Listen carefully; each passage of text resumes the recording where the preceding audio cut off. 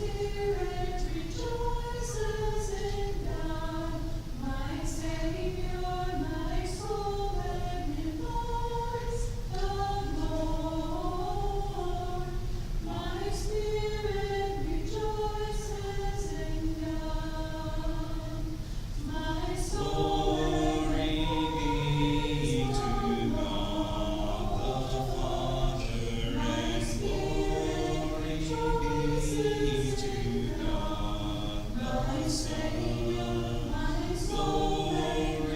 be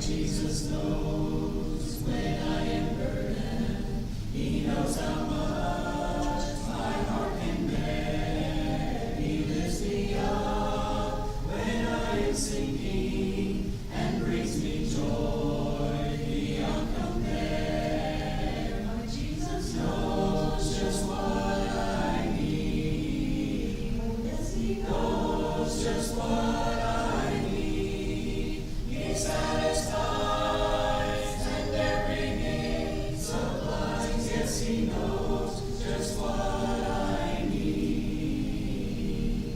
When other friends seem to forget me, when skies are dark, when hope is gone, by faith I feel His arms about me and hear Him say, "You're not alone." My Jesus knows just what I need.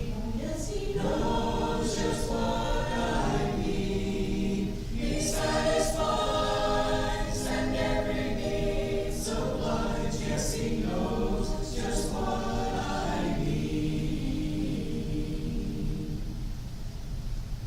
I will call upon the Lord, who is worthy to be praised. So shall I be saved from my enemies. I know the Lord liveth, and blessed be the rock, and let God of my salvation be exalted. I know the Lord liveth, and blessed be the rock, and let God. Test 1, 2. There we go. We are ready to go. Right on time. Good morning. Want to welcome everybody in as we are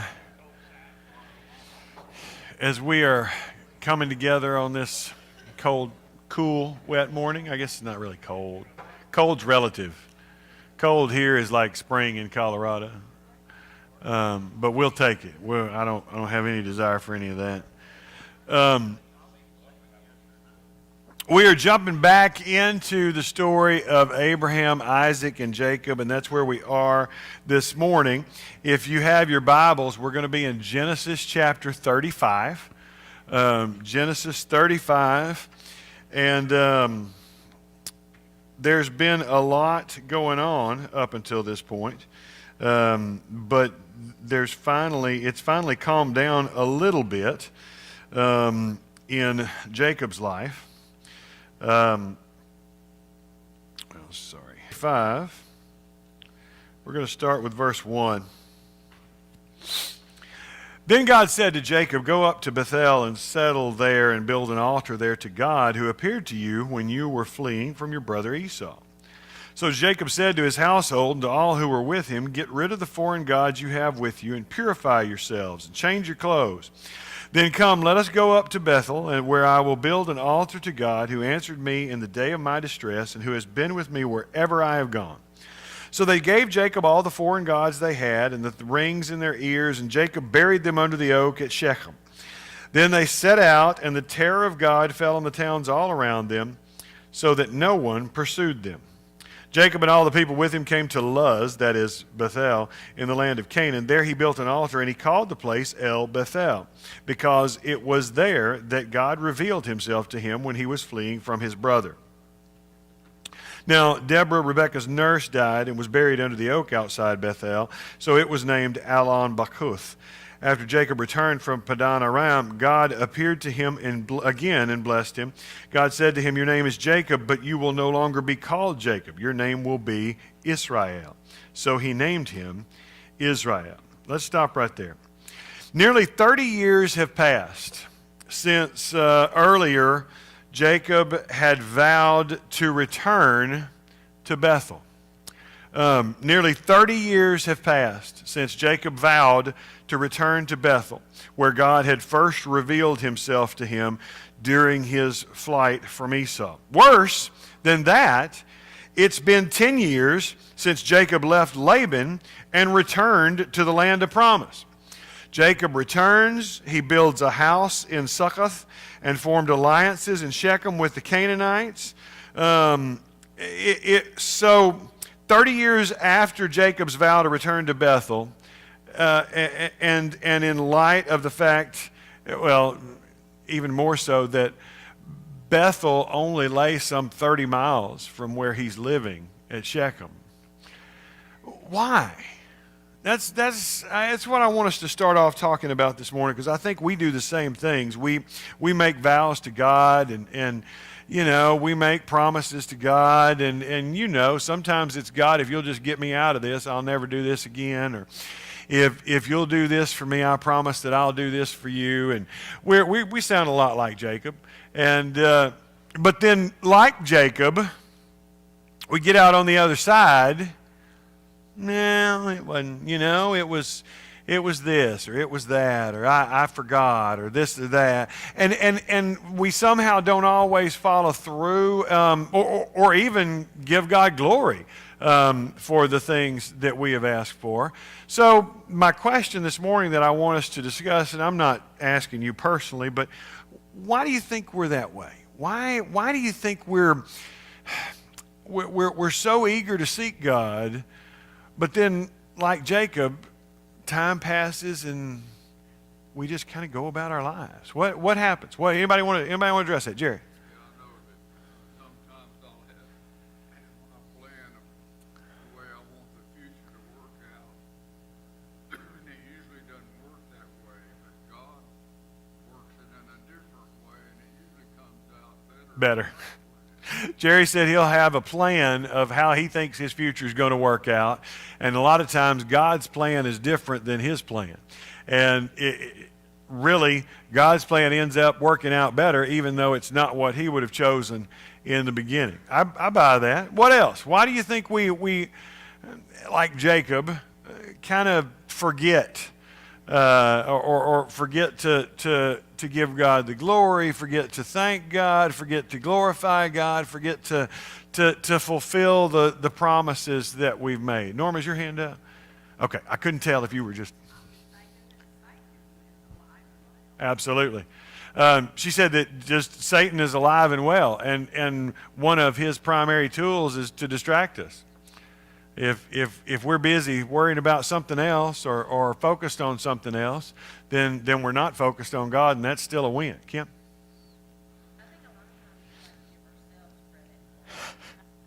We like to give ourselves credit. Yeah, no, it's really funny, because when the bad things happen, we're like, why did you let this happen to me? And when the good things happen, we're like, look what I did. And you're exactly right. We like to give ourselves credit. We like to take the credit. Sometimes we just deflect. I've told you the story before about my relatives that, she went she was told she had cancer throughout her body. She went to MD Anderson. They didn't find it. They found some in one part, but not throughout her body. And she said, well, Jasper's machines must not have been good enough. And I'm like, no, don't take that away from God. You prayed, and now God answered your prayer, but you're going to take that away from him and put it on faulty machinery. Don't do that, Miss Pat. Unfortunately, in our background, we were not taught that God was alive and well in our lives. We were not taught that he would care, let's say, that he would care if you were, I'm trying to think of a small thing that God has answered in my life, I'll tell you what happened with my daughter. She was, they were having swimming lessons. And we were living in California, and she left something, and she noticed it was gone, a little ring or something like that. And she, unbeknownst to me, she began to pray that she would find that ring when she went back to the pool. It was in our neighborhood, and when she got there, there was the ring on the edge of the Wow. pool, and she gave God the credit. Children will do that. But Right. we get too, as Kim said, too thinking that we can do it all. Right. right. For those of you at home, I'm going to condense that down a little bit. But what she said was that that because of our past and what we've been taught, we weren't always taught that God is alive and active in our lives. And especially in little things. And so sometimes we don't give God the glory for those things because we don't see that we have that very deist idea. You hear a lot of talk about the founding fathers. Thomas Jefferson was a deist. And basically what that means is there were no miracles. There was no supernatural. God started the thing, and he's like a top. He spun it, and it's going to spin till it stops, and he's done. And so if you ever get a chance to go to his home, you'll see the Jefferson Bible. And the Jefferson Bible, he cut out all the references to miracles or supernatural or whatever, because he didn't believe that ever happened. That was just frou-frou that they threw in there. And so anyway, that's neither here nor there, but it's the same thing. We don't really believe that God is alive and active and intervening in our lives. Brenda.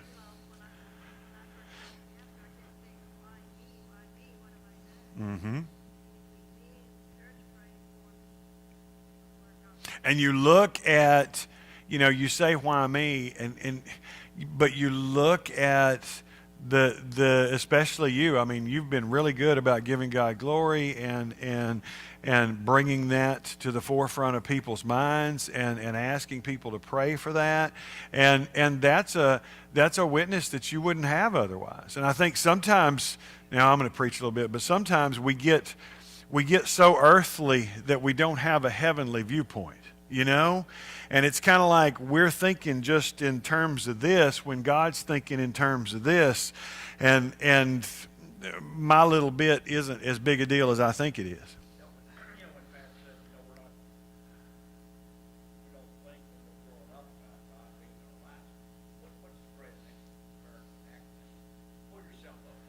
Pull yourself up by your bootstraps.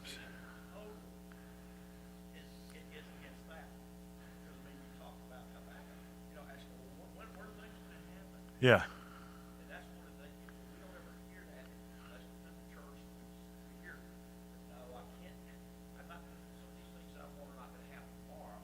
Right. They may not happen. They may happen, as Jerry said, differently than what we thought. Right. But we only hear that here. Because in the world says, go ahead, put your big boy pants on, pull yourself up by your bootstraps. Uh-huh. So a lot of people, I mean, church, I've heard people pray in their house with it. So, you know what? I don't think God would hear that. Or back to football. Uh-huh. He's not concerned Yeah. with those things. But I think that, the things that you're talking about are things that we're really in the clutch. And we're down to the last time, we don't have any place else to turn. But we talk about that here, which is the reason that come to church, because we focus on those things, and we have to hear it all the time. It's not a one and done thing, because we're human. We can stray. If you don't mention this for another 2 or 3 years, I'm going to forget it. Right. I can't condense all that for you at home. Y'all, you just had to talk to Dick on your own. Basically, he said the world tells us to pull yourself up by your bootstraps. Put your big boy pants on and get over it. And I think especially as Texans, I think we're worse than a lot of them because we don't need any help. We don't need any assistance. Only reason we joined the union is because they needed us to back them up. We don't, but that's our mindset, and I'm proud of that. I'm not. The other day I was reading the newspaper this weekend, and there's reports of these. Have you seen this? These smash and grab robberies, where there's like 10 people will come into a Best Buy and they'll smash the cases and grab things and punch the associates and the customers and then run out. And I was reading that going, that happens in California, that ain't happening in Texas.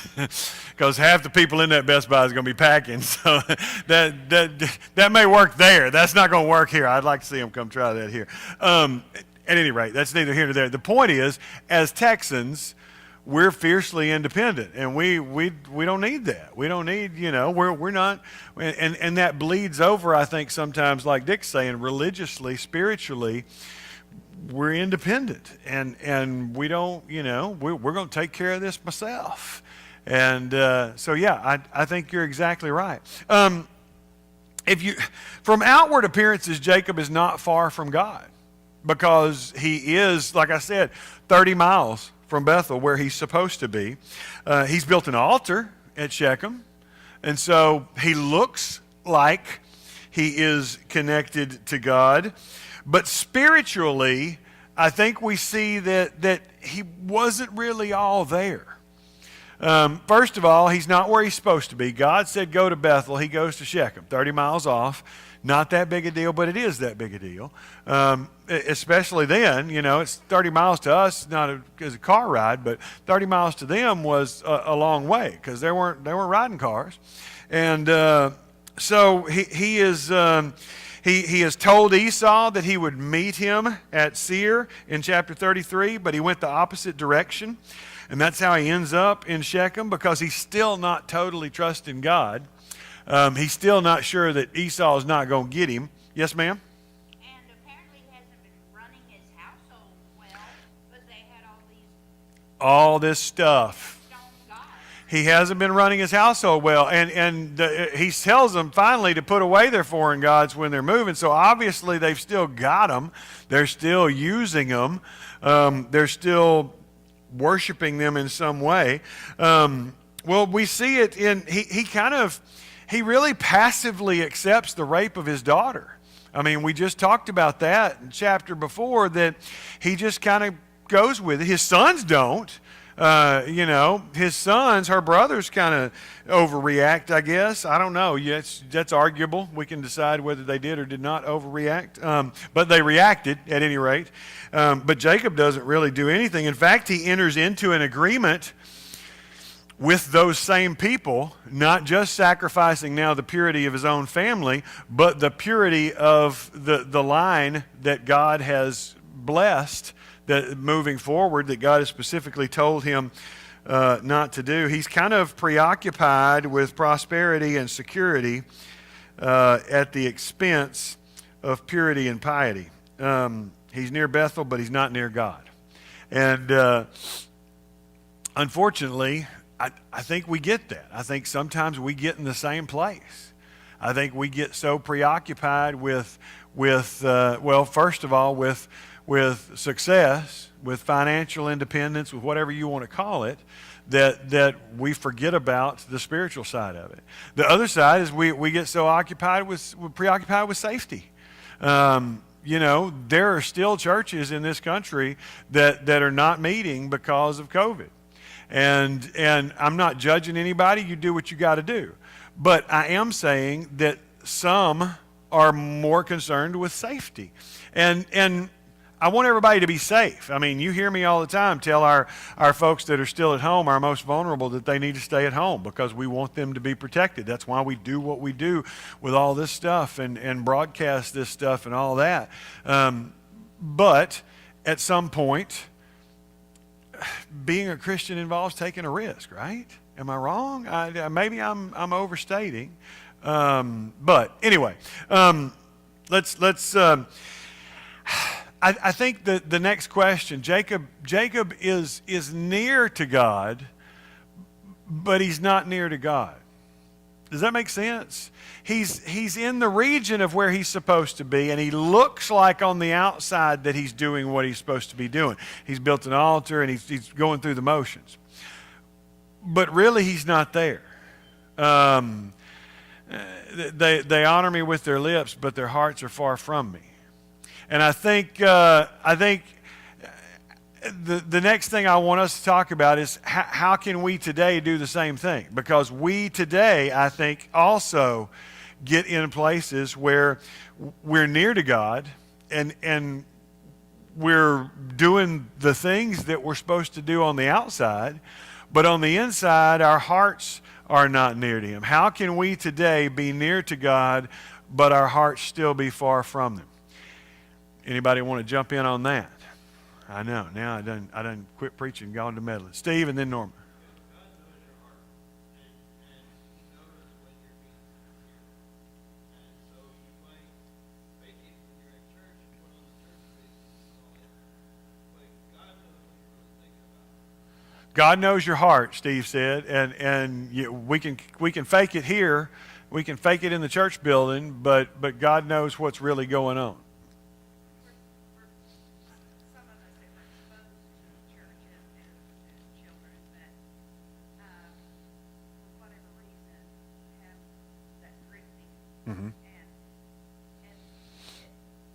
think you're a Christian, kind of, you do. Mm-hmm. You're mentally a Christian, but it might take a life-changing crisis in your life to make you really realize that you're not. Mm-hmm. But anyways, I think that it just means when we say that we're not there, we're not fully committed Mm. at that point. And sometimes God, like sometimes He says, Absolutely. And I'm going to try to sum that up, but a lot of us, especially here in this area, we grew up exposed to church. One of the things you'll hear me talk about is we talk about evangelism here. It's not like some of these places that have never heard about Jesus. For Todd it is, because that's a different place. And some of those kids have not ever really heard about Jesus beyond what they've heard about on TV or whatever. But for most of the adults in Huntsville, Walker County area, it's not non-Christian as much as it is post-Christian. That they have some kind of upbringing, and a lot of them have, like Norma said, either drifted. Some of them haven't drifted. They've deliberately walked away because of experiences they've had in church, because of the way the church has treated them. And so you get people who are Christian in name but really not in practice. And they still believe in God. They still believe in Jesus. They still, a lot of them even still pray. But they're not involved in any kind of religious practice. And that's one of the reasons why you see us do things, the open door things like you'll hear me talk about. Like not this Wednesday, but the following Wednesday, we're going to have the production of The Lion, the Witch, and the Wardrobe here. That's to make it easy to invite people. Those kinds of people who might not ever darken the door of a church on a Sunday morning, but they might come here for that. Because sooner or later, like Norma said, God's going to smack you upside the head. You're going to have that crisis. And when they have that crisis, they're going to go where they feel comfortable. And so if we get them on this campus because of something like that, we get them on this campus because of Fall Fest, we get them on this campus because of a blood drive, I don't care. They're going to go where they feel comfortable. And so when that crisis happens, we want them to go, let's go to that place where we went. Remember that time we went to that church and they put on that play? They were kind of nice people. Let's go there. Because a lot of people nowadays, they're not brand loyal like the old days. They don't care if it's Church of Christ, Baptist, Episcopal. They don't care. And so they're going to go where they feel comfortable, and we want them to feel comfortable right here. And there's that sermon was free. At any rate, Jason. You're talking about being a Christian, like in name only or whatever. It brought to mind Paul Trevino had his class over here last semester, Mm-hmm. and a bunch of us were in there. One thing that kind of stuck in my head, because I am alone a lot of the times, me and my dog, basically. One thing that stuck in my head is you need to be aware of what you're doing when nobody's around. Mm. You still have to be with God. Absolutely. Nobody's around, nobody can see what you're doing or whatever. You still need to be right with God. What do you do when nobody's watching? Yeah. And giving the appearance. I think sometimes we live in a culture where rumor and conjecture starts really easy, and it doesn't take much to get something going. And so I think we have to walk even more avoiding the very appearance of evil. Well, you know what I mean. But yeah, who are you when nobody's looking is what Jason's saying. When it's not about what I do up here on stage on Sunday morning. It's about what I do at midnight on Friday night. You know, when I'm by myself and you know, the kids are staying over to friends and Hillary's out of town and I'm sitting at home what am I doing when nobody's looking, when there's no accountability? And I think you're exactly right. Who are we when nobody else is looking? So, you know, I think all of us are going to face times when we feel far from God.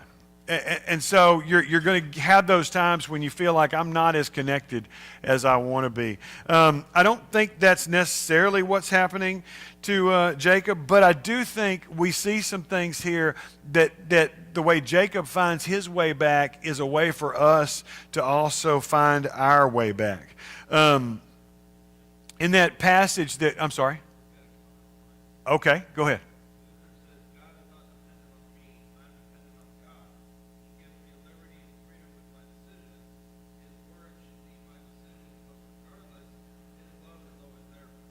Very well said, Luther. Thank you. You know, as far as we can tell, God's been silent here for nearly 10 years. And there's not been a lot of conversation. I mean, the scripture doesn't record it. He commanded Jacob to leave Padan Aram and return to Bethel in chapter 31, and then nothing. And so you ask the question, why? Why did God wait so long to instruct Jacob to get on with it? And to me, the answer is really simple, because Jacob wasn't listening. I think until now, Jacob wasn't worried about what God had to say.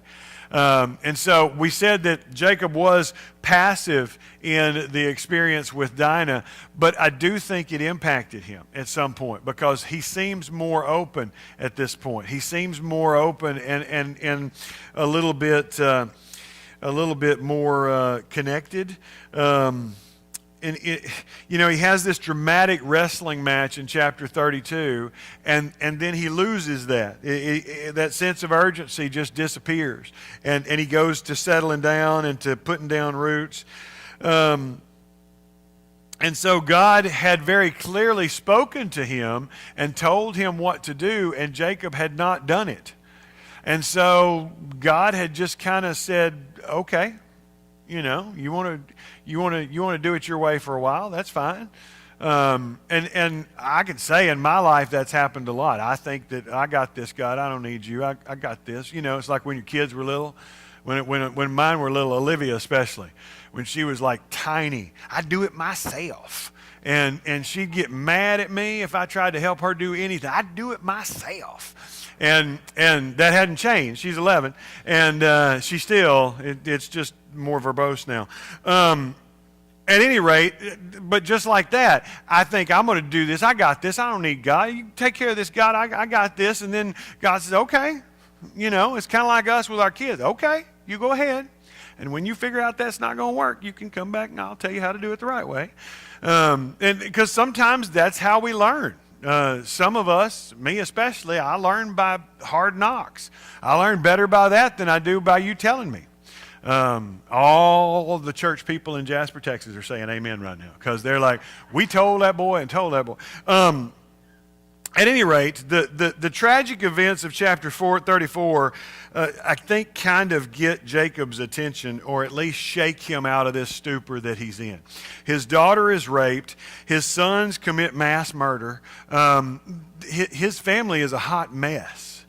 And so as all this is taking place, Jacob finally shakes out of this and goes, maybe I need to see what God says about all this. And so I think most of the time we want to live like what Luther's saying online, that we want to be dependent on God and we want to be trusting in God, but it's real easy for us to get away from that and to think that we've got this, and to think that my success is somehow my success instead of a gift from God.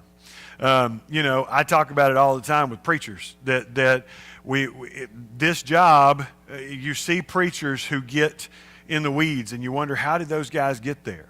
because it's what I call the entourage theory. You know, at some point when you're that guy that walks out and everybody tells you how great you are when they're leaving the building, so sooner or later you start believing that. And so, you know, it's that entourage theory. These guys get so insulated, they have all these people that tell them how wonderful they are. And you get insulated from the real world. It doesn't matter. It's not just preachers, whether it's Elvis or Michael Jackson or Mike Tyson. You know, you have a bunch of people that says, yeah, Mike, I think getting a face tattoo is a great idea. And you know, nobody is there to say that's stupid.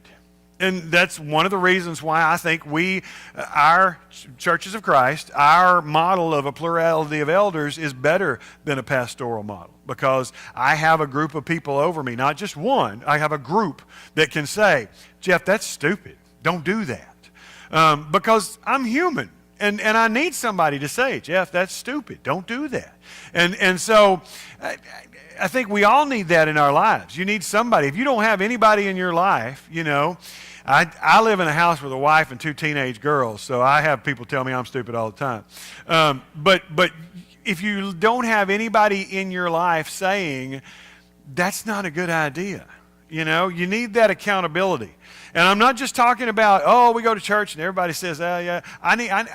You need somebody who knows everything, okay? Who knows the real deep down you.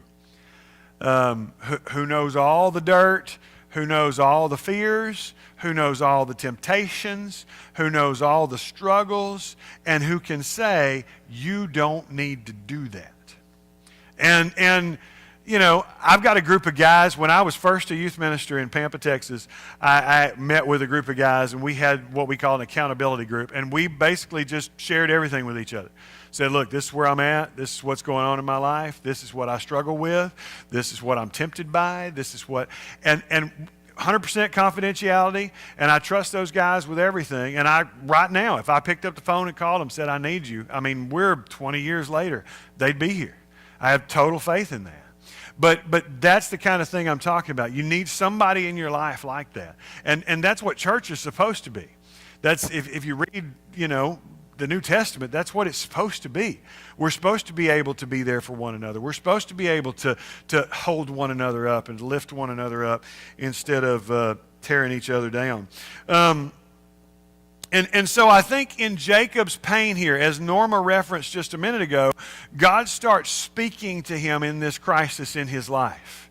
And I think we understand that because, and maybe it's not that God stopped speaking. Maybe it's like I said about Jacob, we stopped listening.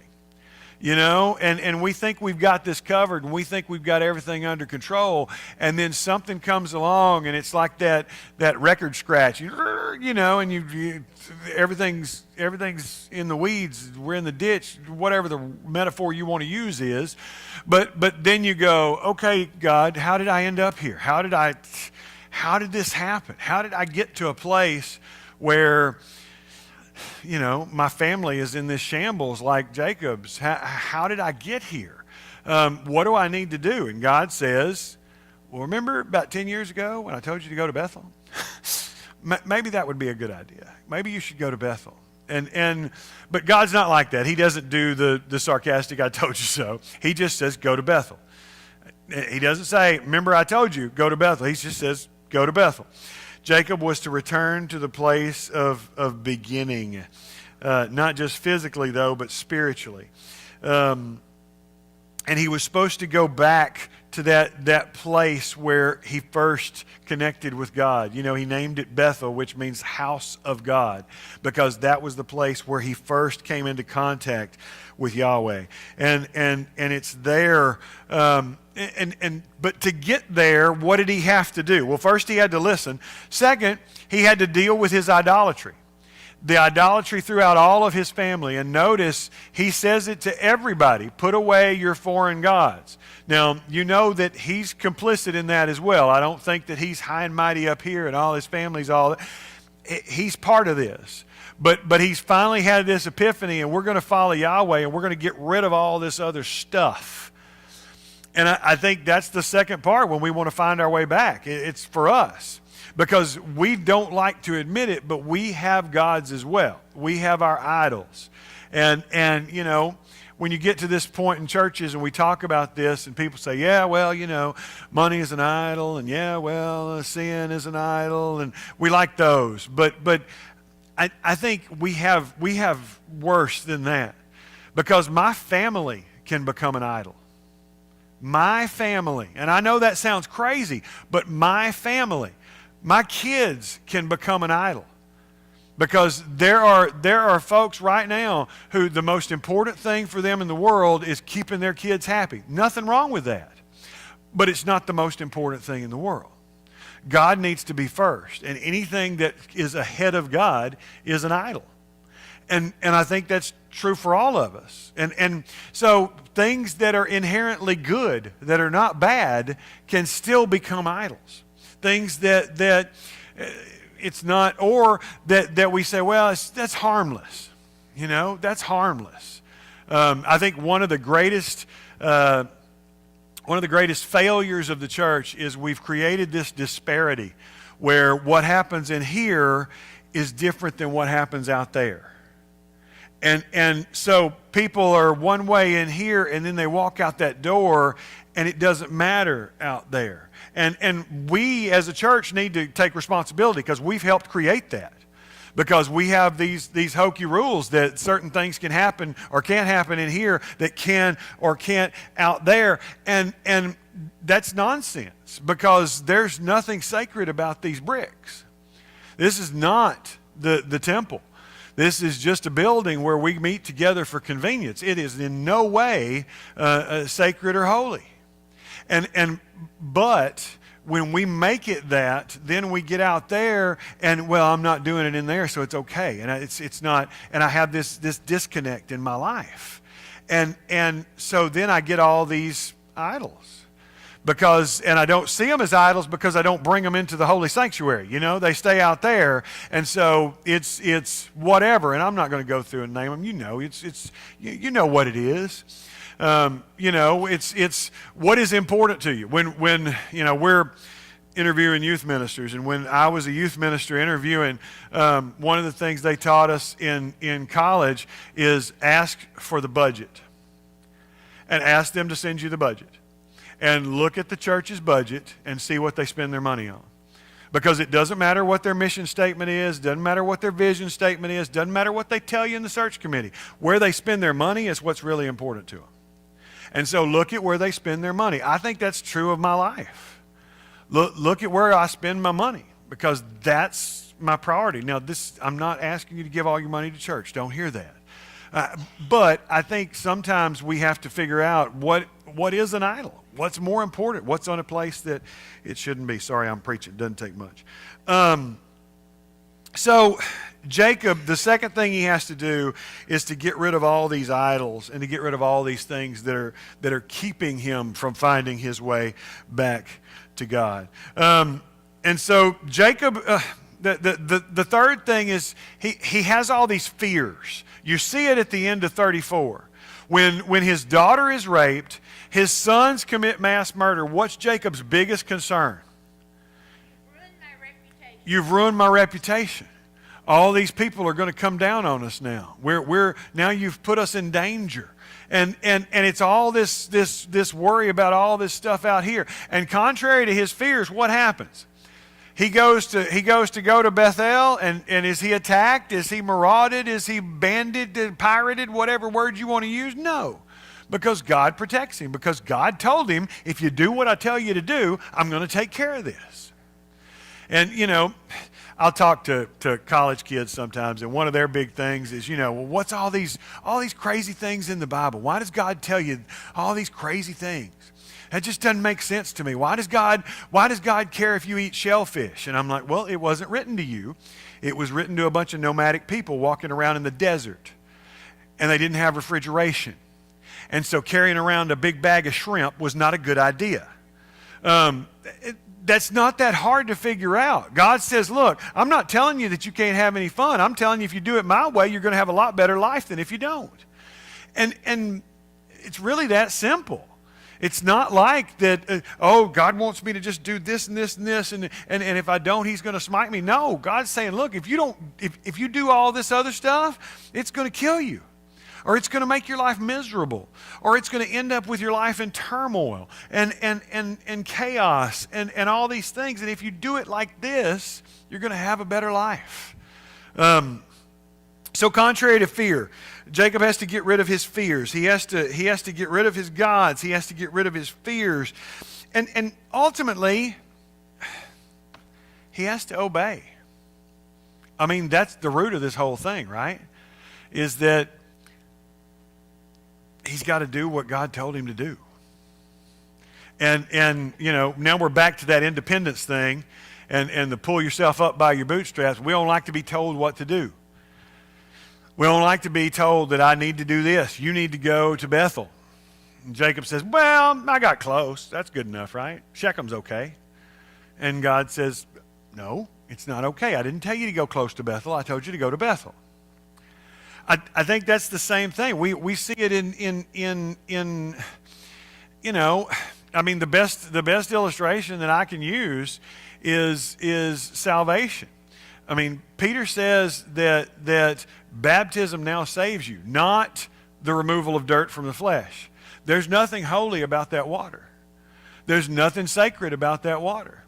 But, again, what did God tell me to do? Did God say pray a prayer and commit in your heart? No. I think that's part of it.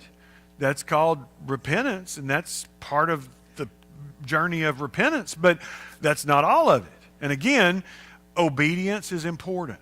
And obeying what God said to do doesn't mean that we go off and get close enough. Does that make sense? And I don't know. That's what Jacob does. He gets close enough and he thinks that's okay, and his life's still in turmoil. And then when he finally listens, God says the same thing he'd been saying before. Go to Bethel.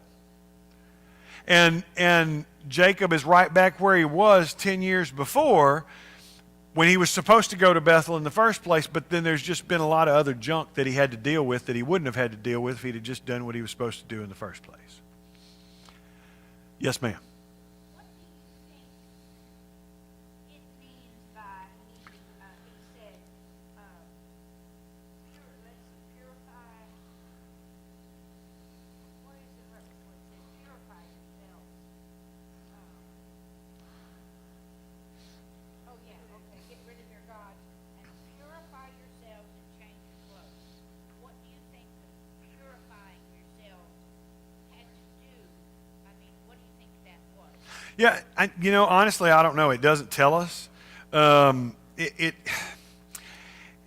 We know that in Joshua, when they're about to cross the Jordan, Joshua comes around and he says, consecrate yourselves, for tomorrow the Lord will do great things among you. In that setting, there's specific rituals that they were supposed to perform. And part of that involved changing their clothes and doing some things. Now, it may be a reference to that, because remember, this is not happening and somebody over here writing it down as it happens. This is somebody, we believe Moses, but somebody coming back hundreds, if not more, years later and writing down these oral stories, these oral traditions. And so it may be that some of that colored that, or it may be that there was already some kind of ritual that they did that just wasn't recorded yet. They didn't have Leviticus and Deuteronomy and some of those places where the things are recorded. And so it may be that they were already doing some of those consecration rituals, and I don't know. This is just conjecture on my part because it doesn't say. It doesn't tell us what exactly that means. I think it had to do with, I think purifying yourselves is very much like consecrating yourselves. And it's somehow symbolically, ritually getting rid of all that stuff. And I don't know, that's changing your garments. It makes a point to say that they took out their earrings, and I don't think earrings are inherently bad, but here it symbolized something else. It wasn't jewelry, It somehow was connected to those foreign gods, because where is that verse? So they gave Jacob all the foreign gods which they had, and the rings which were in their ears, and Jacob hid them under the oak which is near Shechem. There's something about that, about giving up not just the physical gods. That's part of that consecration process, was cleansing, ritual cleansing, spiritual cleansing. I mean, that's my guess, and I'm guessing because, like I said, it doesn't tell us, so I'm not really sure. Jewelry is something that's like extra on you're not born with jewelry. Right.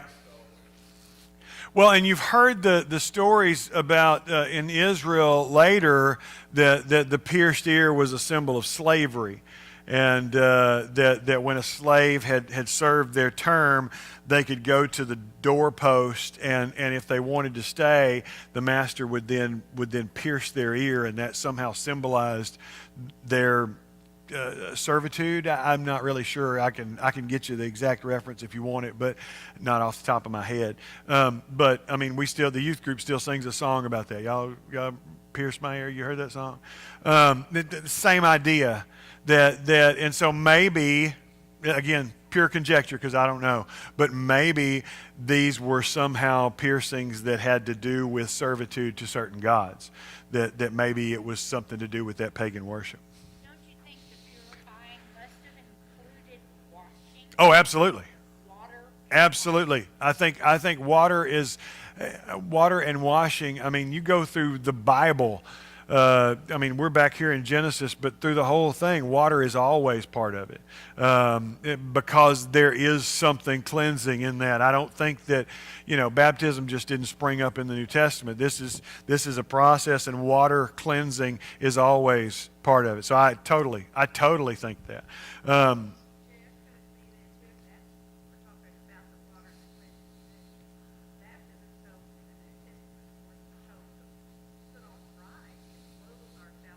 Right. Absolutely. I totally think that's, the baptism wasn't new. Even when John the Baptist, even when Paul started talking about it, the Jews had been doing mikvah baptism for years.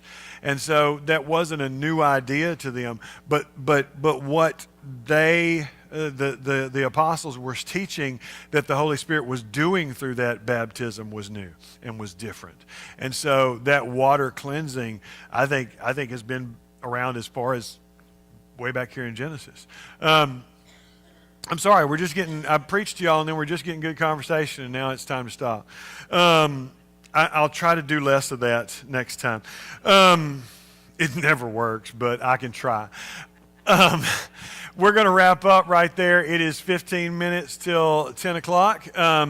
Thank you for being here. Thank you for your participation. Thank you, those of you online who participate. Those of you who've sent in comments. Steve is really good about reading those comments, so don't be afraid to be a part of that. We would like you to be as much a part of this as you can. So 15 minutes, we'll be right back in here to worship together. So fellowship, go take care of your business, and we'll see you back here in 15 minutes.